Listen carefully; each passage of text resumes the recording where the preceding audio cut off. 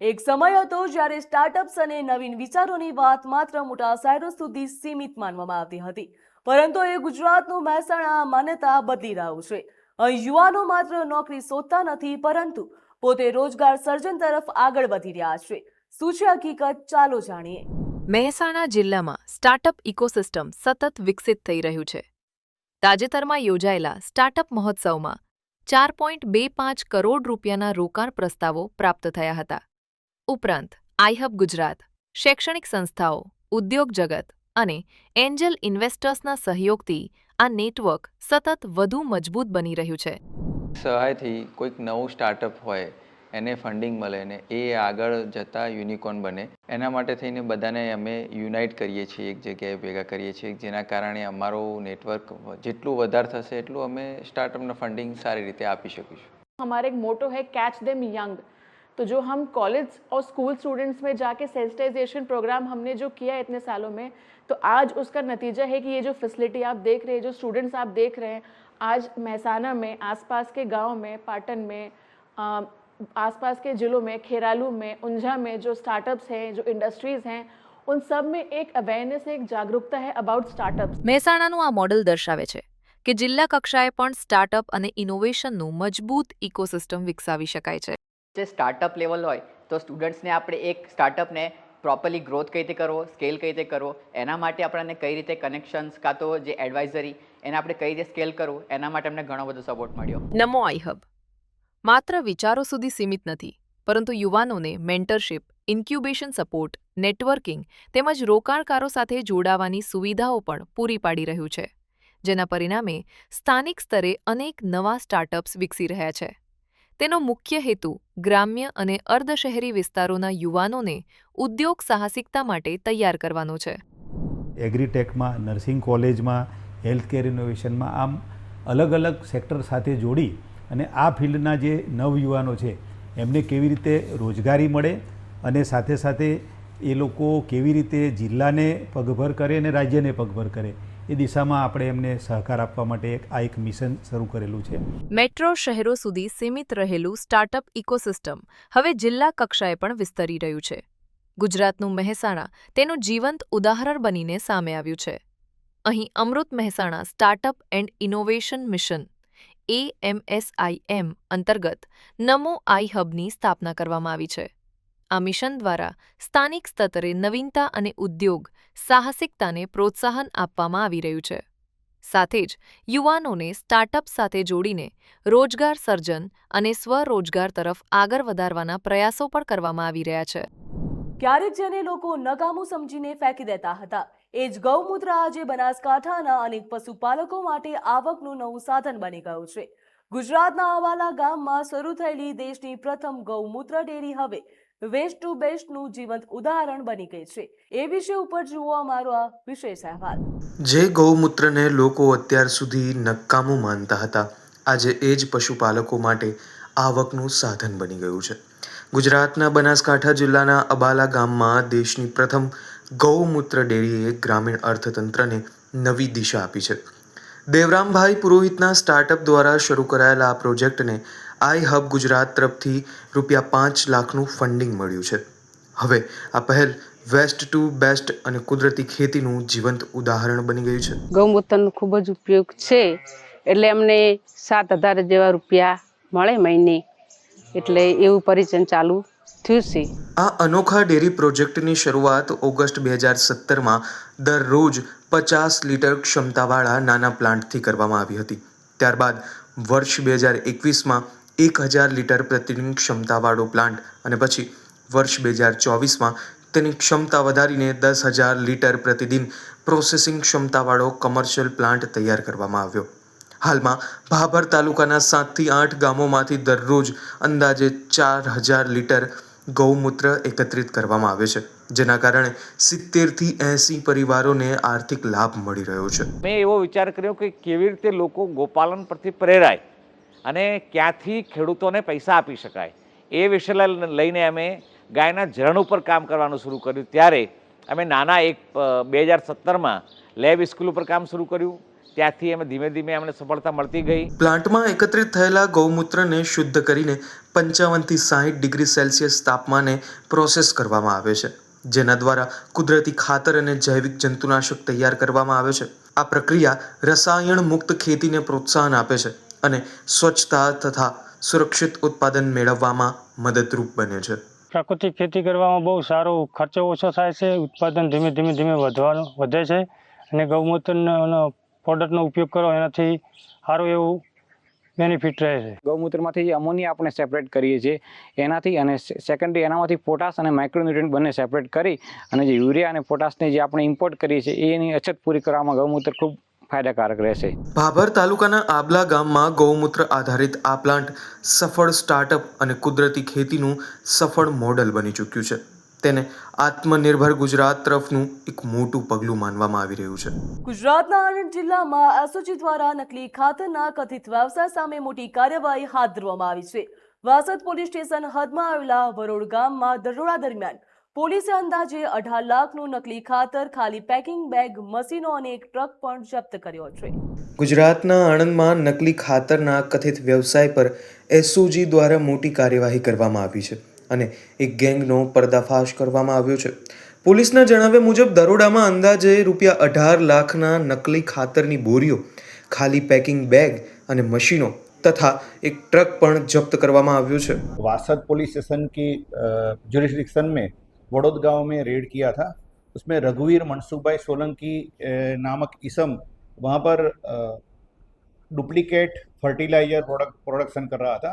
उनके पास से करीबन 18 लाख का मुद्दामाल सीज किया था. ये सैंपल गांधीनगर की bio fertiliser and organic fertiliser quality control laboratory में भेजा था और कंट्रोल से पता चला है कि ये ऑर्गेनिक फर्टिलाइजर सस्पेक्ट मिला है. इसके तहत पार्थिव पटेल फर्टिलाइजर इंस्पेक्टर ने एक्यूज रघुवीर मनसुखभाई सोलंकी के अगेंस्ट एसेंशियल कमोडिटी एक्ट के तहत एफआईआर रजिस्टर किया है और उसका इन्वेस्टिगेशन चल रहा है.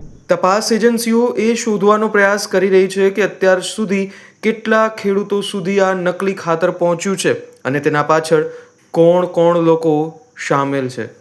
કુદરતનો કહેર, સતત બદલાતા વાતાવરણ અને ગ્લોબલ વોર્મિંગના કારણે દુનિયા અને દેશમાં પાણીના સંકટનો સામનો કરી રહ્યા છે. ત્યારે ગુજરાત સરકારના પાણી સંસાધન વિભાગ દ્વારા રાજ્યની સિંચાઈ વ્યવસ્થાને વધુ મજબૂત બનાવવા અને પાણી સંરક્ષણ ક્ષમતામાં વધારો કરવા માટે વિશાળ સ્તરે અભિયાન હાથ ધરવામાં આવ્યું, જે અંતર્ગત નદીઓ, કેનાલો, જળાશયો અને ડ્રેનેજ ચેનલોમાંથી વધારાની માટી અને અવરોધો દૂર કરવામાં આવી રહ્યા છે, જેથી પાણીનો પ્રવાહ વધુ સુગમ બને અને પાણી વહન ક્ષમતા વધે અને પાણીનો સંકટ દૂર કરી શકાય. તે વિશે અમારો આ વિશેષ અહેવાલ. ગુજરાત સરકારના પાણી સંસાધન વિભાગ દ્વારા રાજ્યની સિંચાઈ વ્યવસ્થાને મજબૂત બનાવવા અને પાણી સંરક્ષણ ક્ષમતામાં વધારો કરવા માટે વિશાળ સ્તરનું ડીસિલ્ટિંગ અભિયાન શરૂ કરવામાં આવ્યું છે. વર્ષ 2022થી 23થી 2024થી 25 દરમિયાન 22.1 મિલિયન ઘન મીટરથી વધુ કામ પૂર્ણ કરવામાં આવ્યું છે, જેના કારણે સિંચાઈ ઇન્ફ્રાસ્ટ્રક્ચરમાં સુધારો થયો છે અને પાણી સંગ્રહ ક્ષમતા પણ વધી છે. 2 યુનિટ ફાળવી કાર્યરત કરવામાં આવેલ છે, જેમાં 2 હાઇડ્રોલિક એક્સ્કેવેટર, 2 ડોઝર તેમજ 10 CM કેપેસિટીવાળા 10 ડમ્પરો ફાળવવામાં આવેલા છે અને સિવિલ વિભાગના અધિકારી સાથે પરામર્શમાં રહીને મોન્સૂન પહેલાં સદર કામગીરી પૂર્ણ થાય તેવું આયોજન કરવામાં આવેલ છે. આ અભિયાન હેઠળ નદીઓ, કેનાલો, જળાશયો અને ડ્રેનેજ ચેનલોમાંથી ગાદ અને અવરોધો દૂર કરીને પાણીના પ્રવાહને વધુ સુગમ બનાવવામાં આવ્યો છે. અધિકારીઓના જણાવ્યા મુજબ આથી પાણી વહન ક્ષમતા વધીને સિંચાઈ વ્યવસ્થા વધુ મજબૂત બની છે. સિંચાઈ વ્યવસ્થાને પાયાના સ્તરે વધુ સુદૃઢ બનાવવા રાજ્ય સરકાર દ્વારા દર વર્ષે વિશેષ અભિયાન હાથ ધરવામાં આવે છે, જેના ભાગરૂપે જળ સંપત્તિ વિભાગ હસ્તકની સરકારી હેવી અર્થ મૂવિંગ મશીનરી દ્વારા રાજ્યમાં જળાશયોની મજબૂતી તેમજ પાણી સંગ્રહ શક્તિમાં વધારો કરવા પૂર્ણ કરવામાં આવ્યું છે. સિંચાઈ વિભાગના જણાવ્યા મુજબ દૂરના વિસ્તારોમાં આ વિશાળ નેટવર્ક જાળવવું પડકારરૂપ છે, પરંતુ આધુનિક મશીનરી અને ટેકનિકલ ટીમો સાથે ખેડૂતોને સતત સિંચાઈ મળે તે માટે કામગીરી ચાલુ રાખવામાં આવી રહી છે. આ ડેમથી આશરે 50 થી 60 હેક્ટર વિસ્તારને સિંચાઈનો લાભ મળે છે તથા આહવા તથા આજુબાજુના ચનખલ, બોરખેત, ગુબીરા જેવા 7 ગામોને પીવાના પાણીનો લાભ મળે છે. ચાલી રહેલ ડિસિલ્ડિંગની કામગીરી ભીસિયા ડેમમાં પાણીનો વધુ સંગ્રહ થશે, જેનાથી આવનાર વર્ષોમાં અમારા ગામજનોને પીવા થતા સિંચાઈ વિભાગ દ્વારા જૂન મહિના સુધી તકલીફ દૂર થશે. ખેડૂતોની ભાગીદારીને પણ સિંચાઈ વ્યવસ્થાપનને વધુ મજબૂત બનાવવા માટે પ્રોત્સાહન આપવામાં આવી રહ્યું છે. પાર્ટિસિપેટરી ઇરિગેશન મેનેજમેન્ટ હેઠળ ખેડૂતોને કેનાલ જાળવણી અને પાણી સંરક્ષણ માટે જોડવામાં આવી રહ્યા છે. આ વિશાળ ડિસિલ્ટિંગ અભિયાન ગુજરાતમાં પાણી વ્યવસ્થાપન અને સિંચાઈ ઇન્ફ્રાસ્ટ્રક્ચરને મજબૂત બનાવવાની દિશામાં એક મહત્વપૂર્ણ પગલું સાબિત થઈ રહ્યું છે.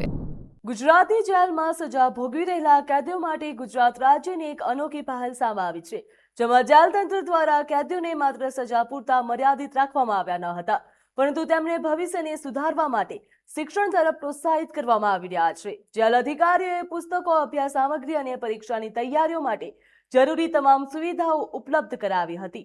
જુઓ ગુજરાત રાજ્યની અનોખી પહેલ ઉપર અમારો વિશેષ અહેવાલ. ગુજરાતની જેલોમાંથી આશા અને મજબૂત સંકલ્પની એક અનોખી પ્રેરણાદાયક કહાની સામે આવી છે.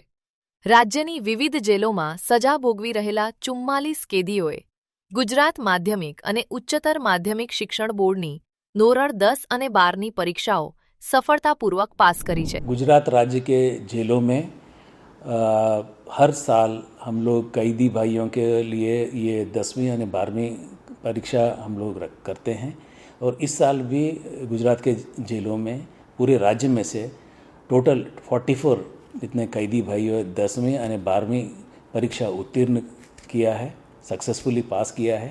ये सभी को मैं खूब खूब अभिनंदन देता हूँ. ભુજલ અધિકારીઓએ કેદીઓને ભણતર માટે પ્રોત્સાહન આપતા પુસ્તકો ઉપલબ્ધ કરાવ્યા તેમજ અભ્યાસ અને પરીક્ષાની તૈયારી માટે દરેક પ્રકારની સહાય પૂરી પાડી હતી. ધ્યાન નહોતું કે હું ભણી બી શકીશ આગળ. 9 પાસ થયો એના પછી હું જરા બી ભણ્યો નહીં. અંદર આવીને હું 10માનું બોર્ડની પરીક્ષાનું ફોર્મ ભર્યું.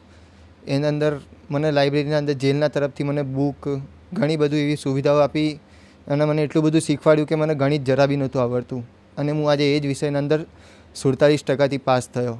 જેલ તરફથી બનાવરાઈ છે એસપી સાહેબે. તો લાઇબ્રેરીમાં જઈએ એક લેપટોપ ટેબ્લેટમાં ભણવાનું હોય કોમ્પ્યુટરમાં, તમારે રીતે પ્રેક્ટિસ કરીને વાંચવા લખવાનું, એથી મહેનત કરીને પછી પરીક્ષા આપી. જેલ તરફથી બુકને એવું બધું અંદર જ મળે, બહારથી કંઈ મંગાવવાની જરૂર પડતી નહીં, સાહેબ જ મોકલાવી દે. કેદીઓની સુવિધા માટે જેલ પરિસરમાં જ પરીક્ષા કેન્દ્રોની પણ વ્યવસ્થા કરવામાં આવી હતી. એક તરફ શહેરોમાં લોકોને નળ ખોલતા જ પાણી મળી જાય છે, જેમને પાણીની ગંભીર સમસ્યાની કોઈ જાણ જ નથી અને પાણીનો વેડફાટ કરી રહ્યા છે.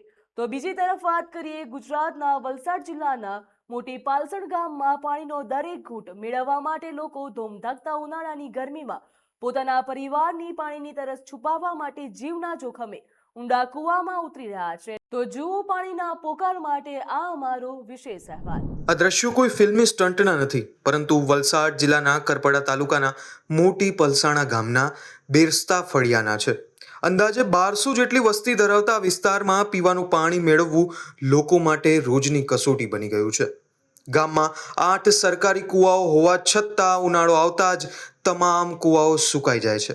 પરિણામે મહિલાઓ 45 ફૂટ ઊંડા કૂવામાં લોખંડની સીડી અને દરોડાની મદદથી નીચે ઉતરીને પાણી એકત્રિત કરે છે. આ દરમિયાન અનેક વખત અકસ્માતની ઘટનાઓ પણ બને છે, છતાં આ પરિસ્થિતિમાં કોઈ જ ફેરફાર જોવા નથી મળતો. તો અમારા ગામમાં કેટલીક 2-3 ફળિયામાં પાણી જ નથી. એટલે એક માણસ ઢોરમાં જાય, એક માણસ કૂવા પર સવારથી સાંજ લગન બેસી રહે, તો પાણી એક પેલું ડેગડી જેવું આટલું ભરે પીવા માટે બપોર લગન, પછી બીજે દિવસ પાછું ભરવાનું, તો પછી બીજા વાળા પછી એક માણસને બીજો એક માણસને ભરવા આપવાનું. એ રીતે પછી અમારું પૂરું કરે એમ રસોઈ માટે. પછી બપોરથી આવવાનું, પાછું પાણી શેકાય નહીં તે પાછું જોઈ, પછી બીજે દિવસ પાછું પાણી નહીં હોય તો પછી કપડાં ધોવા ખાડી જાય, પછી ખનકાઈ જાય.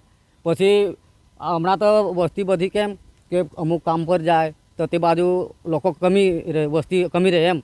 તો અમારે છે ને આ પેલું ડબલું 5 લીટરનું જે છે ને એ દોરીથી બાંધીને પછી એનેથી ભરે. ઓસ્ટ્રેલિયા વધમાં છે ને સાહેબ અમારું હું અહીંયા ટાંકી જે બાંધીને તો ખાલી 3 દિવસ પાણી અમારે ઘરે પહોંચ્યું અને પછી ઘરવેરો તમારે પછી તે ભરવાનું જ, કેમ કે પાણી એ લોકો સરકારનું તો માગણી શું કે એક વખત પાણીનું પણ પુરવઠા કરે કે એ તો પાણી જતું હોય, પણ જે ચકાસણી માટે રાખેલું પાણી મૂકવા એ તો પછી જોઈ નહીં કે પછી કંઈ નહીં, એક દિવસ કરીને ગયા પછી તે તો પછી કે થઈ ગયું એવું જ માને. 1200ની વસ્તી છે અહીંયા બેરસ્તા ફળિયામાં, તો અહીંયા છે ને વર્ષોથી અમે રજૂઆત કરીએ છતાં પણ અહીંયા અસ્ટોલ જૂથનું પાણી પણ આવતું નથી, અને આવતો હોય તો મહિનામાં એકવાર થોડું ખાડી જરા, અને પછી આ લોકો છે ને આખી રાત બી અહીંયા રહે અને ઝરણાનું પાણી છે કૂવામાં ઉતરીને ભરે. અહીંયા છે ને પેલી સીડી બનાવેલી ને એનો પેલો બનાવીને એની દ્વારા ઉતરે અને ભરે, જેનો વારો આવે 2-3 કલાક લાગે, એટલે ઝરણાનું પાણી એટલે ધીરે પેલું એથી સંગ્રહ થાય. સવારથી જ કૂવાના કાંઠે પાણી માટે લાંબી લાઈનો લાગી જાય છે. એક પરિવારને માત્ર 1 થી 2 બેડા પાણી મેળવવા માટે કલાકો સુધી રાહ જોવી પડે છે. મહિલાઓ પોતાના નાના બાળકો સાથે તડકામાં આખો દિવસ કૂવા પાસે બેસી રહેવા માટે મજબૂર છે. ઉનાળો શરૂ થતાં જ શરૂ થતી આ સમસ્યા ચોમાસું આવે ત્યાં સુધી યથાવત રહે છે. ગામના લોકો માટે પાણી મેળવવું હવે દૈનિક સંઘર્ષ બની ગયું છે. સર, અહીંયા પાણીની સમસ્યા એટલી ગંભીર છે કે પાણી ભરવા માટે કૂવામાં 45 કૂવામાં ઊંડું ઉતરવું પડે અને પછી ત્યાંથી નીચે ઉતરીને પાણી ભરવું પડે. સર, સવારે આમ તો 6 વાગે આવે તો 1-2 કલાક પાણી ભરવા માટે લાગી જાય છે પાણી ભરવા સારું. સર, જીવને એટલું જોખમ છે કે ઉપરથી કોઈ જોઈએ તો પછી આમ કૂવો જો કાચો હોય તો પછી ઉપરથી પથ્થરો પડવાની, અને પછી ત્યાં નીચે દોરડો હોય તો દોરડા હાથ લપસી જાય તો નીચે પડવાની બહુ સંભાવના છે, એટલે બહુ જોખમનું કામ છે. અસ્ટોલ જૂથનું પાણી સર અહીંયા મોટાભાગે પેલી પાઇપલાઇન કરેલી છે, પણ પાઇપલાઇન દ્વારા પાણી હજુ સુધી આવ્યું નથી. હું કાર્યપાલક engineer, Astol monitoring project monitoring unit Dharampur. મોટી પરસણ ગામે કુલ 13 ટાંકા બનાવવામાં આવેલ છે, જેમાં અસ્ટોલ યોજનાનું પાણી નિયમિત આપવામાં આવે છે. ગામની આંતરિક વિતરણ વ્યવસ્થા ગ્રામ પંચાયત પાણી સમિતિની હોય છે, અને રિપેરિંગની કામગીરી પણ ગ્રામ પંચાયત દ્વારા કરવામાં આવી રહી છે. સાહેબ, એક પ્રશ્ન છે કે નલ સે જલ યોજનાના નવા નળોના કનેક્શન તો આપ્યા છે, પરંતુ પાણી નળમાં આવતું નથી.